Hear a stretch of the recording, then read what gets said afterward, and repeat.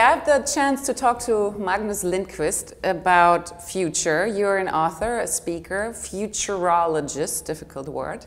So tell us, can future be predicted? No, because it doesn't exist. One of the points I make is that the future is not a thing or a place, it's an activity to future. And in the sense that we can try, we can create, we can experiment, in that sense the future can be made and thus predicted. But in general, no, it doesn't. There's not some kind of metaphysical element where tomorrow already exists in another room. I don't believe that. So that means we live in the present always. There's no past and no future? Well, we are prisoners of the present. There's usually what I call the pull of the past, the kind of gravitational field. Wasn't it better in 1980? Wasn't the good old days?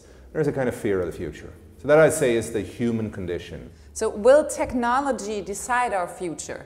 Well, technology is just packaged knowledge, right? It comes from thinking men and women, and human beings, and experimentation. So I'd say normally values and ideas change before technology. Then the technology comes and it changes us. So it's a little bit like, you know, the hands drawing each other, the famous photo. That's a little bit how it works. One thing makes the other, then affects the other, and it's a bit like a loop. What will be the consumer of the future will be most interested in? What do you think? So I like to say that the consumer of the future is a fast-walking digilog urbanista with a long life. That's complicated. Well, if you untangle it, you can say we are becoming urban, and one of the things that happens in cities is that we walk faster. We are fast-walking.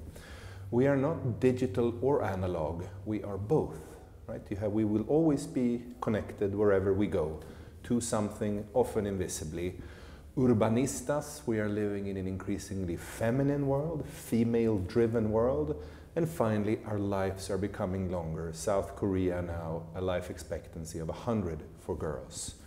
So, fast-walking, digilog, urbanistas with a long life. What will we be interested in?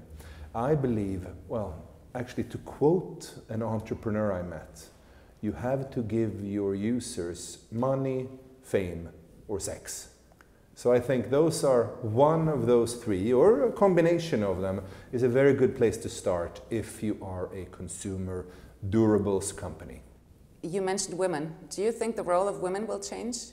It is already changing. I'm biased. Well, it is changing, but I'm biased. I'm from Sweden, which is literally becoming a place where women dominate everything from the discussion to industry to business to the media climate and so on. This is a little bit slower in Germany and so on, but we're seeing this change. I mean, The Economist wrote 2 years ago about how challenged men are.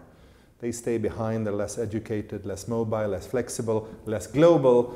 So I see a complete reversal in society. I like you saying that as a man. Well, Michael Moore, the filmmaker, said, unfortunately, we've invented machines for everything that men used to do. Right? Yeah. Whereas thinking, feeling, compassion, empathy, not necessarily something that women have a monopoly on, but traditionally speaking, it's female traits that men will have to learn. Last question, how can consumers prepare for the future? How consumers can? Well, I think consumption might be the wrong word, right? Because consumption means you use something so it can't be used again. So I'm thinking of a chewing gum. You consume the chewing gum, you spit it up, it throws away, it goes away.